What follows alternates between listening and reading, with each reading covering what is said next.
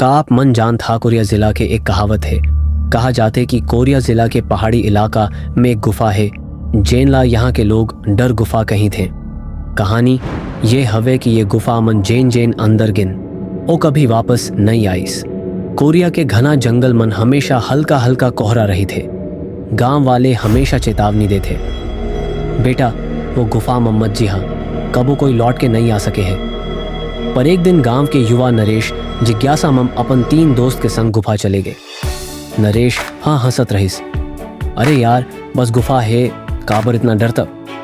गुफा के पास पहुंचत हवा अचानक ठंडा हो गए। जंगल पूरा शांत, एक पत्ता तक नहीं हिलत रहीस।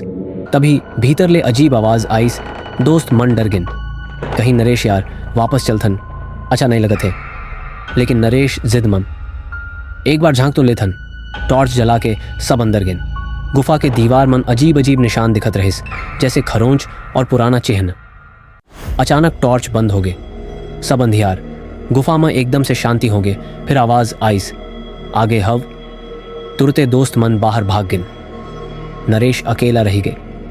अंधियार मम नरेश के कान मम आवाज आईस, मैं एक गुफा के रक्षक जॉन अंदर आते ओ मोर हो जाते। नरेश घबरा के पूछिस, कौन हवस, सामने आओ।